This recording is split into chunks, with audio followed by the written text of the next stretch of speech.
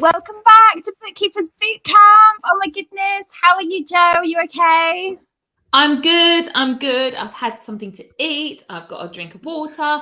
I'm refreshed. I am ready for this session. Really looking forward to it. Amazing. Oh, well, we're really excited to be joined by Kim Soanes this afternoon. Hi, Kim. How are you? Hi, Zoe. Hi, Jo. I'm good, thank you. Although I have tested positive for COVID this morning, so although I'm feeling fine, but the brain fog is real. So just a little bit nervous that I'm going to remember everything I wanted to kind of talk about and say today, but hopefully it's all good. But yeah, you're going to be great. It's just a friendly chat amongst friends. Like, absolutely, there's no pressure. We're not going to ask you anything horrible or scary or difficult. So no, go with the brain fog. It's all good. we have it all the time. Don't worry. It's fine. It's fine. Kim, why don't you tell people that have never met you before? Obviously, you are in our Success Lounge, so some of us know you better than others. But do you want to tell us where you're from and like your journey so far? When did you start your business and how long you've been going for? Yes, yeah, thank you. So I'm Kim Soanes. I run a business called Soanes Accountancy Services. Firstly, thank you so much for having me on today. Really excited and really honoured to be here. If someone had told me 3 years ago, or even 1 year ago or 6 months ago, that I'd be speaking so kind of publicly, I wouldn't have believed you. Really wouldn't. The transformation in my confidence between then and now is just so unrecognisable. But and that's kind of hand in hand down to getting a dyslexia diagnosis, which completely changed my life. You know, once you understand more about yourself and your difficulties, you can kind of put that in a box and understand actually it's not because I'm stupid that I was led to believe kind of all of my life up until 3 years ago. And that really held back my confidence in business. It's taken me a long time. So I started my business about 11 years ago now. And I started off just kind of testing the water. Or could I do this? I would really love to do it. I passed my AAT exams, but have I got the ability to do it? I didn't really believe in myself. And so I tested the water and I got some clients, but I realized that because my background is working for an employer prior to starting my business, and that's very different being in practice. And although I got my exams, there was a lack of experience in that area. So what I did was I reached out to some local accountants, and I got some freelance work for a couple of different accountants over the years, and I learned a lot doing that. So anybody that is in that position that feels that they lack maybe a bit of experience in practice but would like to run their own practice eventually, I would really recommend getting some experience like that. But yeah, so that gave me a little bit of experience, a little bit of confidence, and each kind of step is building a little bit more confidence. But until I got that diagnosis, really, it didn't, that was the life changer. And then that was very close to taking on the course and finding you guys and the Six-Figure Bookkeeper, which has transformed my business and then my confidence as well. I've just been able to build on my confidence through the time. So what is it? I think it's a year and a half. And I think it is like you do the course and you find out what you want to do with your business and you decide what direction you want to go in. But it takes time to build that out. And especially as I'd worked with clients for, I don't know, 9 years or so before, and I'd worked in a way that suited them really. I was under their control. So I did everything. I worked on their system, the system that they wanted, in the way that they wanted. And it was a very personalised service to them. Now, what I decided to do when I met you guys and did the course is there was a much better way to do that. Decide to do it your way, and whatever that is, but get your clients on your processes and systems. And that's really helped transform the business.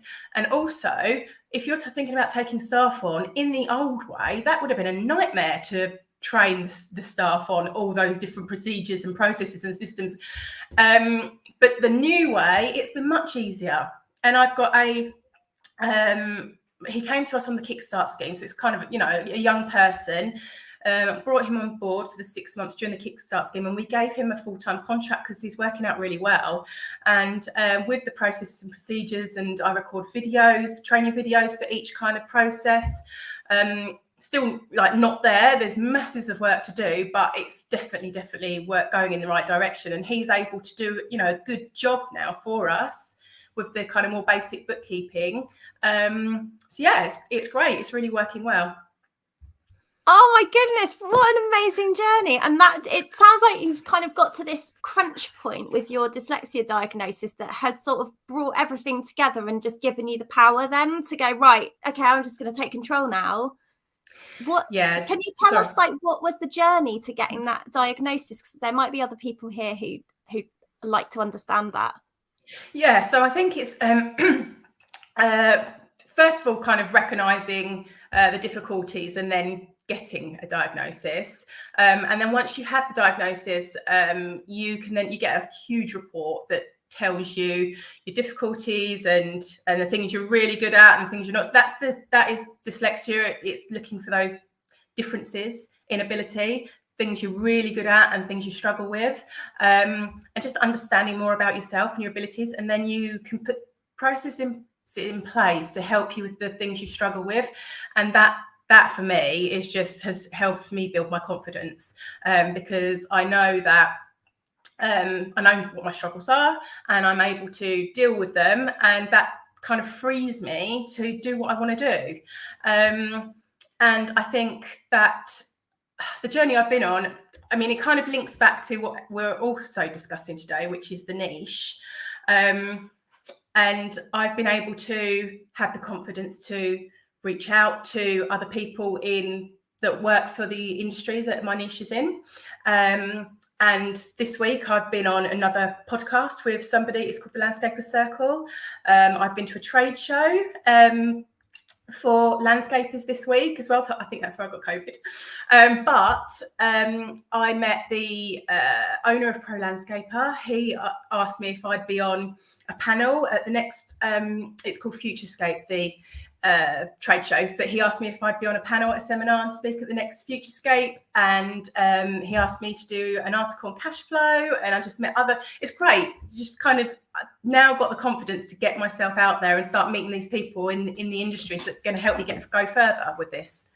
Oh my goodness, Kim, I could not love this more. Everything that we talk about is like you're living it. And what's great is that this is like kind of still brand new for you, and you're kind of pinching yourself. I can tell you're like, oh my God, is this happening? And people asking me to do this, like I'm an expert. And it's because you're in with them. And so you know what their issues are and you can help them. Okay, so let's roll back before you found your niche.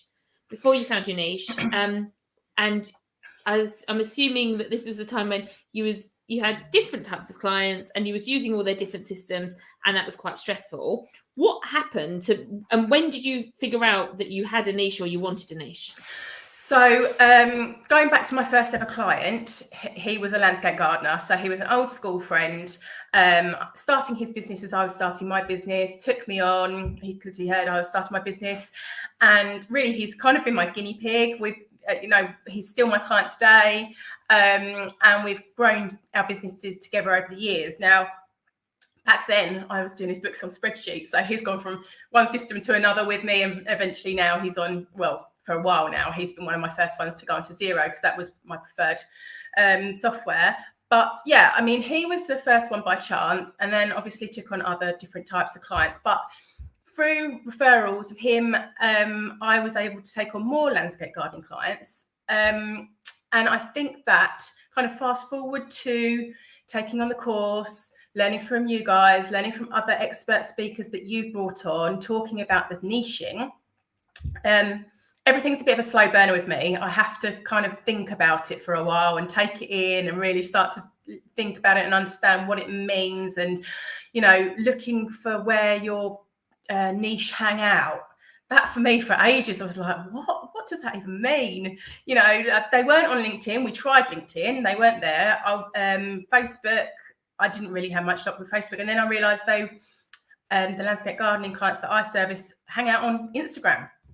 So I did going back to kind of when I took on the course, I did take on the advice initially, and we got a few landscape clients under our belt, a few more, and then I kind of backed away from it.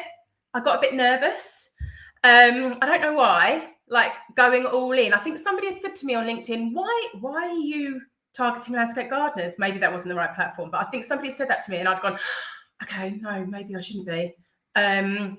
So for a while I backed away, and then I decided that they were the right client and that I was going to go all in on this, because actually talking to everybody, you're talking to nobody. I know it's said loads of times, but it's true.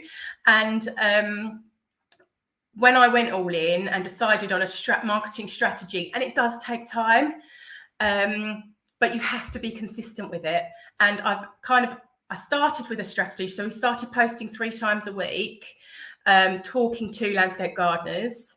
And another thing, I kind of bought paid for you blogs to then post about, but they didn't really get much traction because, again, they're not really talking to anybody. So I learned really from you guys and from reading other blogs how to write a blog myself, just simple blogs, but that are discussing the pain points, I suppose, of landscape gardeners. So I write 2 of those a month, and we do 3 posts a week. I have somebody do those posts for me. They create just a nice little graphic and link it to the blog. And then it's just adding things in when you can. So for the last few weeks, I've been going live on a Friday in Instagram. And then you just kind of tell people earlier that day that you're going live and what you're talking about. We send an email out to our email list on a Friday now, and I'm trying to build that list by at the end of the month. I'm going to do a live webinar to landscape gardening clients. I'm going to talk about how to calculate your break-even sales figure, which I think is a really important figure for them to get. And it's actually the first thing I do with them when we do I call it business progress planning, because if I say to them when we're doing the quotes on Go Proposal, if I say, oh, do you want cash flow, do you want management accounts? They don't know what that is. So I call it business progress planning and tell them what that's going to do for them. So the first session, we always do this kind of finding their break-even sales figure. And I thought, this is from doing it for a few clients, but actually this really, really helps them. So I'm going to put it out there on a webinar. And I think that when people are thinking about, speaking publicly, and then they're talking to their niche, it's working out a really strong kind of pitch, I suppose, and from understanding their pain points through the experiences that you're having with current clients. I'm in awe. Are you, Zoe? Yeah, I'm like, you've got an email list, you're doing a webinar, like it's all the kind of like extra level stuff that you've got to do. I feel really proud. Yeah. You should, Jo. It's all thanks to you guys. No, you're doing. Oh my god, I feel really emotional. You came on saying, I'm not very confident, I've got brain fog, and you're absolutely smashing this. I'm like, oh my goodness, you're such an inspiration. Oh, everyone's saying it as well, Kim, and also Laura said, I love your confidence. And I guess that you wouldn't have related with to being a confident person before. Do you feel confident when you're speaking? I do now. It's literally like something's flipped, like a switch has been flicked inside me. It's like a mindset thing. I don't even know. I can't pinpoint what happened. I think it might have just been going through obviously the dyslexic diagnosis was a big turning point for me, but it wasn't a switch. And it's taken all this time of working on the course and listening to people, other experts, to build up. But now I've started to do it. I think it's going back to what Ashley talks about, the kind of fight or flight. And what's the worst that's going to happen if I'm speaking to you guys? It's my family are okay. Everybody's okay. It's fine. Yeah. And it's maybe that clarity and being able to own that space of the bookkeeping world. People are seeing you as the expert now. You're believing you're the expert. You know what helps them because you're having conversations, and you're like you were saying about the sales figure. And then you're like, well, this is really helping them, so they must all need this. And Jo says this with the beauty salons as well. Like, once you have lots of clients doing something similar in a similar space, you can help them benchmark. You've got such a lot more valuable information, because you can say, well, actually, this person over here is doing something that, have you thought about doing it like this is working here. So you can be so much more valuable, because you've got all of these insights that you don't get if you're working with loads of different businesses doing all sorts of different things. Yeah, absolutely. I completely agree with you. And just really understanding what your message is and how you're helping them to have that really kind of well rehearsed. So when I was talking to people at Futurescape, talking to different landscape gardeners, and it's just that knowing the transformation you can help them with. You know, they're going from a place of pain to getting, and it's talked about all the time, and it really takes a lot of understanding, I suppose, experience as well, to understand what people mean when they're talking about your clients being in a place of pain, and then being able to transform them into a place where they're, you know, happy and confident. And I mean, there's a question here, and I think you'd be able to answer it really well, Kim, because you haven't always, like you've said, you've been on a journey and you haven't always niched. But do you feel, and it sounds like when you're talking, your practice that you had before niching, and I'm assuming you've still got other clients that aren't all landscape gardeners. Yeah, that's right. The biggest proportion is landscape gardeners, but we do have other clients. Yeah. Exactly like me. So Helen has asked here, you know, how many clients do you have? I worry a single professional industry would leave me with too small a client pool. And I think that is something that lots of people think when you're going to go down an industry path. But what I'm also hearing is people saying things like, well, I've sent 2 over to Kim in 2 weeks. And I'm assuming, I don't know if that's client recommendations, but people, because you're known for who you are. And then someone else, Caroline, said above, oh, she saw you noticed in an industry email that went out for landscape gardeners this week as well. Your name was in that. Yes. So Wow. She just said that in the comments. So yes, you have like a smaller piece of the pie, but you get that whole slice. You're not trying to fight with other people. I mean, even if there was, to be honest, if there was 10 people in this community that had landscape gardeners, you're going to talk to some you're going to repel some of them. But I'm sure, did it help actually going to that industry event and being in a room and seeing how many of them that were there? And that's only going to be a small proportion. But did you think, oh my goodness, there's a lot of people here? Yeah, definitely. And nobody representing bookkeepers or accountants. So actually, I knew a coach. He actually found me. So on Instagram, he serves the landscape gardening industry, and he only lives half an hour down the road. So we actually met up for coffee last week, and then he was speaking on a panel, and I went to watch.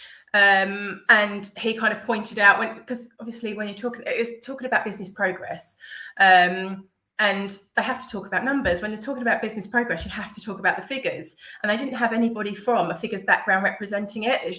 The coach was the nearest, and he kept or a couple of times he pointed out, and you know, the expert accountant in the industry will tell you, and that really helps. So it's making those forging those relationships with other people in the industry to help kind of boost you up. And you know, we do the same for each other. I would do the same for him as well. But I think the initial question was, how many clients do I have? Did somebody ask that? So I'm still relatively small practice. I've only got, I think, about just under 30 clients. We are in a bit of a transitional period at the moment. So some of the old clients, 1 or 2, I have had to kind of revoke our services on one recently, one of our bigger clients as well. So it was quite a big thing to kind of say, actually, this isn't working for either of us now. We've moved on and we've changed, and I think it's just better that you get another bookkeeper on board. That was a big thing. So we are going through a kind of period of transition at the moment, which is kind of, you know, can be a bit rocky. Like Leander was saying, it's that although my turnover has over doubled in this last year, we're literally about to finish the year this month since kind of doing the program, I'm still also kind of carefully managing like that break even. And I think I will, like Leander, probably just finish up in a profit this year. But I'm reinvesting to grow. So next year, definitely, we will we will grow. And I'm on target. Well, hopefully I will be on target to double my turnover again, and then obviously that will help to kind of bring in the profit. But do you think you can charge more because you've got a niche, because you're like a specialist in this area? Yes, I do. And also a client or a potential client said that to me as well. They're now a client, but when they were a potential client, we were having that conversation, they said that they expected that I would be charging more because I'm a specialist in the area. So that was interesting just to hear that from them. That was a little while ago now. But yeah, it's all of that. Like it's knowing your industry well, like knowing what the challenges are and being ready to give that kind of information, and just being able to like be like, oh yeah, well, you need to know about this. It's like someone was talking about grants the other day. Like when you know where to look for stuff, you're just so much more effective in doing what you do, and people know that you can go to them. And like these connections you've got with the business coach, you share an audience, and if they're already looking up to somebody that they trust in their industry, who is like an advisor, or, you know, somebody that's known in that space, them knowing you by association helps you to be a more credible person and seen in that way as well. So it's you know, we talk about ideal clients and niching and raising your profile as an expert all the time, and you're so doing that. It's amazing. Yeah, and I was just thinking that, and that's kind of the power of having the industry is, yes, obviously you've got all these clients with the same pain points and potential problems and systems and stuff that you can help with.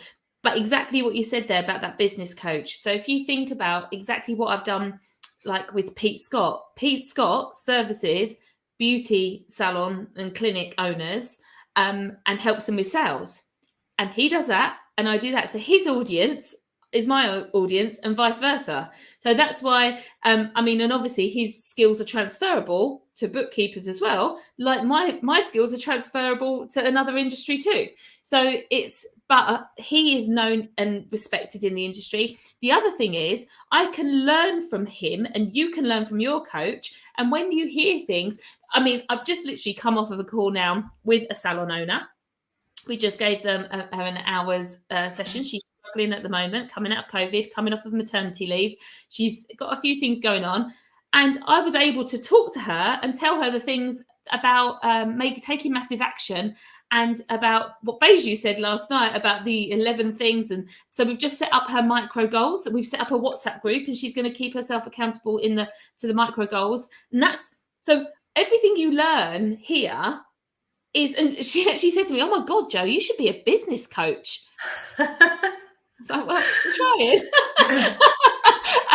But it's really funny. But she doesn't know that this is what I do, because they see me as doing the finances. So it's really, really funny. So you've got to remember everything you're learning here, everything you learn, and join his, you know, if he's got a group, the business coach, join it and start it, because he might say, oh, I don't know that question, but Kim's here, she'll be able to answer that.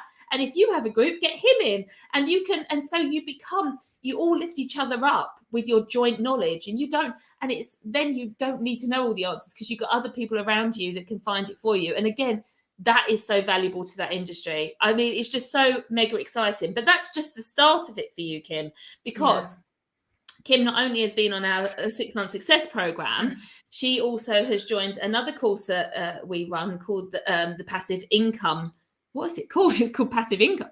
It's Passive Income Program. And this is something that we wanted to set up because I was setting up something for my salon industry, and I said to Zoe, right, if we write this content and kind of figure out, well, how will I do this together, and then we can help other people to do the same. Because at the moment I'm still very much, my team, we're servicing our clients one-to-one, really, you know, not all the time, you know, we've got systems and processes and things, and it's not exactly like that, but I wanted to find a way of servicing more people, but leveraging that knowledge, all of the industry things that we're learning, and those things that we're mostly, and Kim will find, when you have a lot of people in the same industry and you're having meetings with them, you say the same thing over and over again. And those things, I think, how can I put that into something so that I can point people in a direction and they can learn from me? Passive income builder, that's it. So that's what it is. So Kim, you recently joined us on the Passive Income Builder, and do you want to talk to us about your journey with that and how you're finding it. Yeah, definitely. Sorry, just have a quick sip of water. Passive income builder, that's been brilliant. And I'm just thinking where to start with this. So I think that the idea, obviously from you, last year when you were doing it with your salons, and I think that's when you started to build out the passive income builder course, I didn't have capacity to kind of take it in last year, but I knew, I put it on the back of my mind and knew it's something I wanted to do, because by listening to you and your idea and servicing kind of startups in your niche, it's the same for my niche. Startup landscape gardening businesses probably can't afford the kind of support that I would, charge for if they took on, all the kind of support package and stuff. But they still need the help, don't they? And I was actually talking to my oldest landscape gardening client, who's also a friend, Matt, and he said he would have paid money for somebody to tell him what he needed to do to start his company. Like, it took him so long to work out what it was he needed to do, from start finding it out if the name's available, forming the company, even the licenses he needed, and start opening a bank, all the different things that you need to do when you start a company. So that got me thinking that actually putting a course together like that would really, hopefully, benefit startup landscape gardeners. So that's the idea. Obviously, it's only in its very early stages. I've done the course, which was great, and that was what started me off with doing the idea for the webinar, because you need to build an audience if you're going to put something like this out there. So that's what I'm doing. I'm building the audience via the webinar, trying to move them to my email lists, because as we know, social media accounts can be closed down. You lose all your contacts. But yeah, it's really exciting, only in the early stages. But I think the idea eventually is that it's a small course that they can take and start up their business, and then follow on to kind of a membership and a community after that. That's the idea at the moment, anyway. It's really exciting, and I think for anyone watching this who thinks, what do we mean by passive income? What's the point? Have I got time for it? Is it really passive? All of that stuff. Just to explain, what we're talking about is a way you can build a recurring revenue into your business without you needing to always be delivering, giving your time in exchange for that payment. So Kim recording a course that is beneficial to a particular group of clients or would-be clients or people who don't have really the money to work with her right now means that there is a way for her to serve them and for them to pay for that without Kim having to go and do one-to-one training sessions. Or we talk about power hours a lot, which might be quite a good offering at that level. But actually, if there's something you can pre-record and people can pay for it, of course, there's a lot of work up front to understand how to host a course and how you get people on the mailing list and all of that kind of stuff. But once that's done, it can sit there, and then that is just recurring revenue. And also the people who go through and watch that program are potential clients. Like if what they learn from you helps them to grow their business, they've already built a lot of trust with you. They then potentially will reach out. They might say, I'd like a power hour, or can you do my tax return? Or actually, I'm growing and I need more support with my bookkeeping. So you've got these people who are already in your world. They know you're an expert, and they already have warmed up to you because they've spent some time watching videos. So we think it's a great way to support people who are early on in their journey. And that's why we put the program together. We were like, this is a no-brainer to support people with doing this. So I'm really excited about this. So you're working with your friend Matt, who is in the industry, so you can deliver something together. Is that right? Yes, it's very much idea stage at the moment. And when I first took out the course, it then spurred me on to start trying to reach out to other people in the industry. I didn't know at that point who I wanted to work with somebody. I didn't want to do it on my own, but I didn't know who I wanted to work with. So I've reached out to a few people, and that's what kind of got me together with some of these contacts. So it's actually not only the fact that the course and getting people, the clients on board at an early stage that can filter in, it's also just doing processes that are going to be put in place, like the foundations for potentially doing the course. It's actually aiding my business as well. So it's kind of going hand in hand. And but yeah, so that's definitely the idea at the moment. I was talking about doing it potentially with somebody else, but the idea has been put out there that me and Matt get together and do it. But yeah, so all kind of idea stage at the moment. But yeah, very exciting, very exciting. Oh, I love this. I love this. And it's really interesting, actually, that like we're talking about this. And I just want to bring this up there. We have a friend in the industry called Lisa Johnson, who next week is running a free challenge to help you kind of figure out what your recurring revenue thing could be. And it's something, and I did this last year, actually, in lockdown. And then this is what started to get me thinking. So I'm actually going to put in the chat box how you can find that challenge and sign up for next week, because I think it's like 20 minutes a day. She does a little thing, and yeah, Lisa is amazing, and this is a really good starting point. And this is how I kind of started on this, like, what is and she will teach you and tell you what passive income is and all the different ways it can look. So definitely, yes, Zoe has just posted that there. Definitely get signed up for that if you're interested in something. And she's a friend of Six Figure Bookkeepers Club. She's been on the podcast and we would never recommend anything, but she is amazing, and I will definitely be listening along, because I always learn little nuggets from her. And yeah, it definitely is. It's perfect talking about this, because I mean, we are not by any means passive income experts. This is something that me and Zoe, we want to get for ourselves, because why would you not want to leverage your time? But at the moment, we're creating, we create income with a lot of effort. And it's something that we work on, and we can all work on this together, and the more of us in it. So, but Kim, you are absolutely such an inspiration. And because you are, what I love is that everything that, like, you are literally taking everything on board that we tell you. You turn up, you take action, you implement. And I'm like, oh my goodness, these are the results. And it's just, it's amazing. And the fact that you've come through, you've had a business for a long time, then you've had your own personal challenges, and you've overcome, and it just shows, isn't it? Like, nothing's like, success isn't an easy straight line.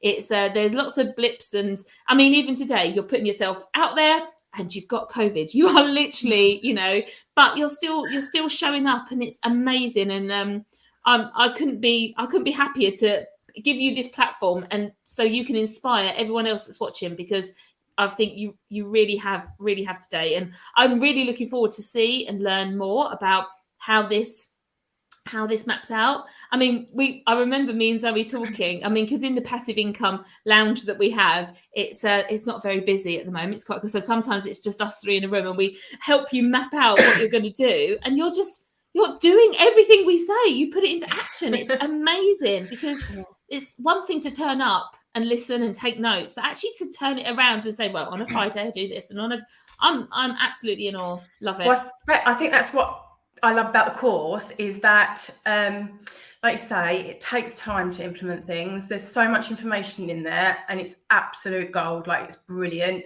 I love it. And you can revisit each bit as you're implementing it into your business, which is what I did.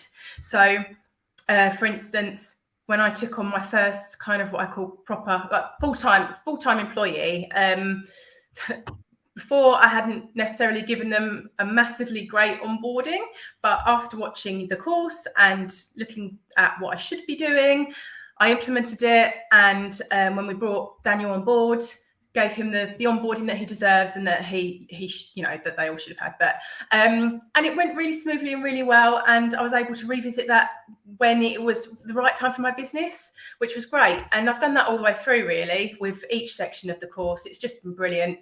I've really enjoyed it, and I think that it will be content that I go back to time and time again, because I don't think that a business is ever a finished article. We're always going to be growing and maybe changing direction and re-looking at things. And I think the course, you can go back and look and rewatch the videos, and yeah, I just love it. I think it's brilliant. Oh, thanks, Kim. I'm really pleased you've said that, because it's really important to us when we were talking about the programme last night. And for anyone who's thinking about working with us, if you want to see what's involved, the links are at the bottom of the screen.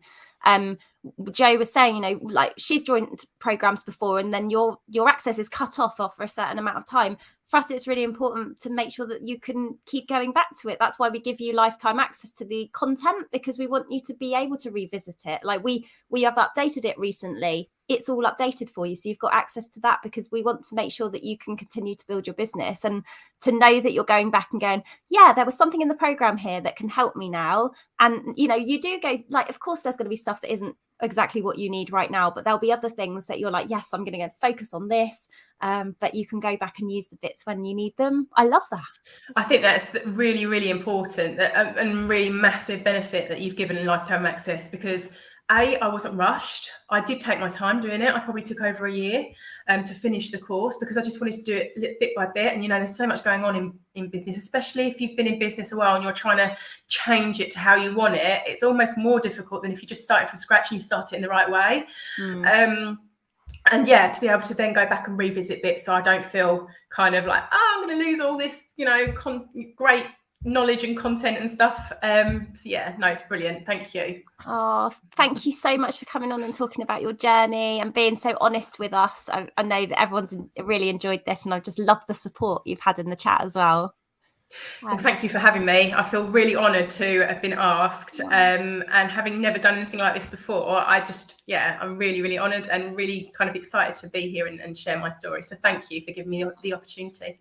I think from what we've seen today, you're going to absolutely smash your first webinar, and the landscape gardeners in the world are very lucky to have you, Kim, because I can't believe you would think you didn't have confidence. You have absolutely oozed confidence, and it's so lovely to have you. So thank you everyone for joining us. Now we have got a bit of a break until 8 p.m. 8 p.m. We're back at 8. We have Chris James, who I know as Sales Guy Chris from Instagram, coming on to talk to us. He's grown his account incredibly quickly. I hope I'm not misquoting by saying he's got 10,000 followers that he's grown in like 2 months or something. He'll tell us tonight whether that's true or not, but I know that he's had really rapid growth on his account. He's a sales expert. He's going to come and talk to us about social selling, and it's going to be really interesting to sort of go from this point. You know, we've been on this journey. I keep talking about the journey we've had this week, but we've been setting goals, thinking about our ideal client, talking about their pain points. Kim's shown how you can become the expert for your ideal client when you like understand them, know where they are, know how to become part of that network. We were talking to Ashley yesterday about like using LinkedIn to raise our profile. Let's talk to Chris about how we can continue to use social media to like start conversations and get people on the phone. Like that's what we want to be doing, isn't it, next? So I'm really excited about this evening. So we are back at 8. If you want to find any details out about the program, about the offers we have available for new members who sign up by Friday, the details are all at the bottom of the screen, and we'll put them in the show notes. A lot of you signed up last night and got that amazing social media bundle. So we're really excited to welcome you on. I've been getting in touch with you all to make sure you've got everything you need. Don't miss out, because we have got a new members call next Wednesday, and we're really excited to welcome all of our new members into the community. I think that's all. We'll be back at 8. So we'll see you later on. Take care. See you then. Bye. Bye.